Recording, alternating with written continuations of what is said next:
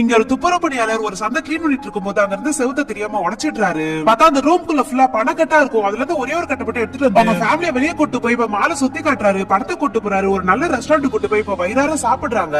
அந்த காசை வச்சு கடன் அடிச்சிருப்பாரு. இப்ப கையில அந்த காசு காலி ஆயிடுச்சுன்னு சொல்லிட்டு அந்த கடைக்கார கிட்ட போயிட்டு அந்த சந்தில நிறைய எலி இருக்கு, மருந்து வாங்கிட்டு போட்டு வந்துருன்னு சொல்லிட்டு சாவி கேக்குறாரு. அந்த சாவி எடுத்து கொடுத்துடுறாங்க. இவரும் உள்ள போயிட்டு முதல் வேலையா குளிக்கிற சோப்ல அந்த சாவியோட அச்சு எடுத்துட்டு அப்படியே எலிக்கு மருந்து போடுற மாதிரி அந்த செவத்தோட ஓட்டையில இருந்து 2000 ரூபாய் கிட்ட எடுத்து பையில வச்சுக்கிறாரு. அந்த காசு எங்க எலி கடிச்சிட்டு போகுதுன்னு சொல்லிட்டு அந்த எலி மருந்து அந்த ரூம்லயே கொஞ்சம் போட்டு விட்டுறாரு.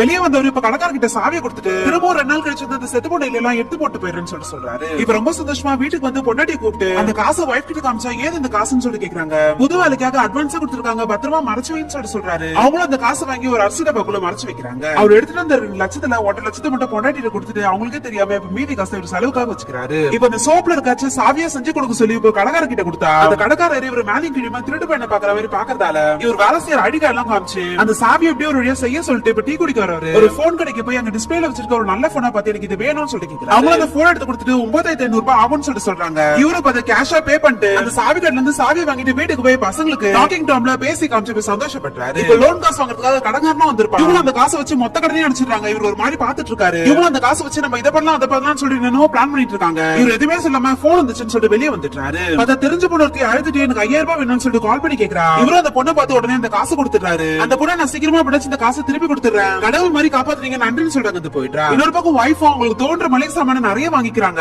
இவரும் நைட் ஃபுல்லா ஃப்ரெண்ட்ஸ் கூட உட்கார்ந்து வைன் ஷாப்ல குடிச்சிட்டு நடுராத்திரி ஆனதோ அந்த சாவி எடுத்துட்டு போய் அந்த கூட்ட திறந்து இஷ்டத்துக்கு நிறைய காசு உள்ளது எடுத்துட்டு வந்து இப்ப வைஃப் கிட்ட கொடுக்குறாரு. வைஃப் இவ்ளோ காசை பார்த்துட்டு பயங்கரமா பயப்படுறாங்க. என்ன தப்பு பண்ணீங்க, ஏது இவ்வளவு காசுன்னு சொல்லிட்டு கேக்குறாங்க. நான் எந்த தப்பு பண்ணல, யார்கிட்ட இருந்து திருடல, நீ பணத்தை எடுத்து மறைச்சு வைன்னு சொல்லிட்டு சொல்றாரு. இப்ப இந்த காசை வச்சு தெரிஞ்சவங்களோட வீடை வாங்கி அதை ரெனோவேட் பண்ணி இப்ப கொடுத்துனமும் போயிட்டாங்க.